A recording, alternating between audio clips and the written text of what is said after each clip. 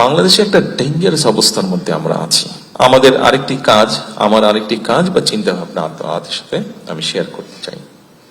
সেটি হচ্ছে, এর মধ্যে আপনারা দেখেছেন আমরা সারা বাংলাদেশে খাল কাটার কর্মসূচি দিয়েছি। দেখলাম ব্যাপারটা নিয়ে অনেকে বেশ হাসি ঠাট্টা করছে। আমার পরিষ্কার মনে আছে, আব্বা যখন শুরু করেছিলেন তখন তো অনেক ইয়াং ছিলাম আমি, কিন্তু মনে আছে পরিষ্কার যে একদিন আমি পেপারেই পড়ছিলাম যে তখনকার তৎকালীন অপোজিশনের কেউ একজন বলছে জিয়া রহমান খাল কেটে কুমির নিয়ে আসবে।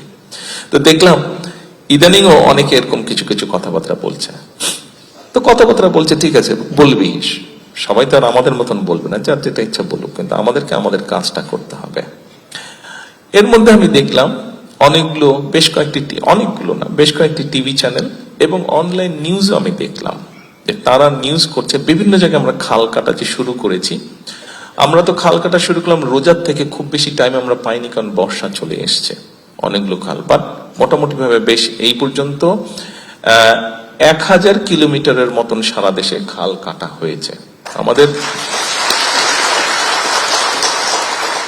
খাল নতুন করে কাটা পুনর্খনন মিলিয়ে 1000 কিলোমিটারের মতন এবার হয়েছে। আমরা এখন আর পারবো না, এই মাসের থেকে আগামী যে জুলাই মাস থেকে তো আমরা পারবো না আগামী কয়েক মাস, কারণ বর্ষা চলে আসছে।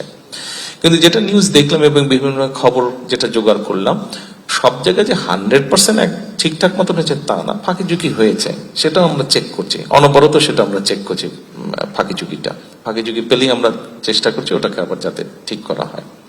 বাট তারপরেও এই পর্যন্ত যেটা দেখলাম যে অনেক জায়গায় দেখলাম মানুষ পানি পাচ্ছে, কৃষকরা পানি পাচ্ছে। এখানে আপনারা যারা আছেন আপনারা অনেকেই কিন্তু গ্রামে বসবাস করেন, গ্রামে আপনাদের বসত বাড়ি আছে, বাড়িতে যান অথবা এখান থেকেও সোজা যান। বাংলাদেশে একটা ডেঞ্জারাস অবস্থার মধ্যে আমরা আছি। সেই ডেঞ্জারাস অবস্থাটাকে দেখুন, 20 কোটি মানুষ আমাদের 20 কোটি মানুষ, প্রায় কিন্তু পত্রপত্রিকায় আমরা পড়তাম যে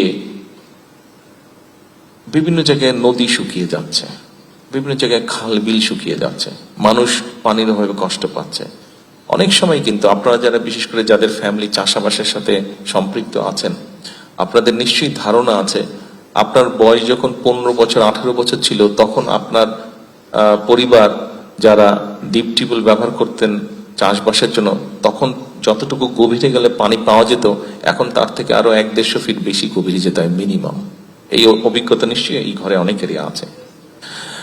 আমি নিজে যখন ছোট ছিলাম, ধরেন আমার বয়স যখন 10-12 ছিল, তখন আমার পরিষ্কার মনে আছে ঢাকার ক্যান্টনমেন্টে আমরা যেই বাসায় থাকতাম, কোন এক কারণে একবার একটা গর্ত করা হয়েছিল। ওই গর্তটা বোধহয় 6-7 ফিট, যখন গর্তটা খুললো দেখলাম পানি বের হচ্ছে।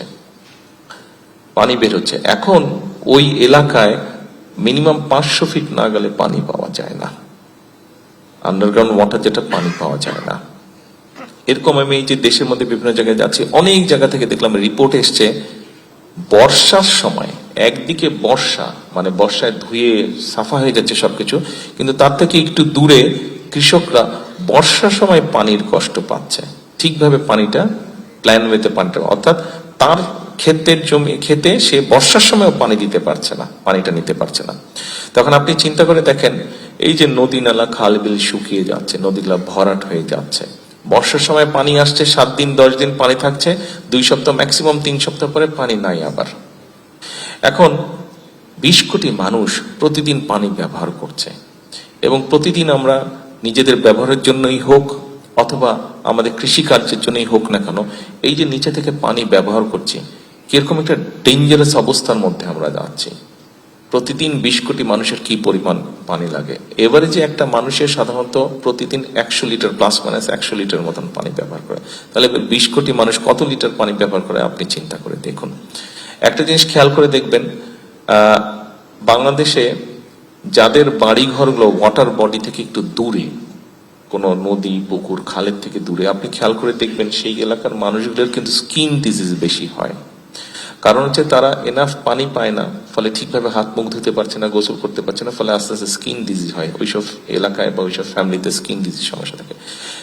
এখন এই যে দেখেন স্কিন ডিজিজ, মানুষের কষ্টের কথা বললাম, দৈনন্দিন কষ্টের কথা বললাম, পানি ব্যবহারের অসুখ বিসুখের কথা বললাম, কৃষির কথা বললাম, আমাদেরকে তো এটার একটা সলিউশন বের করতে হবে।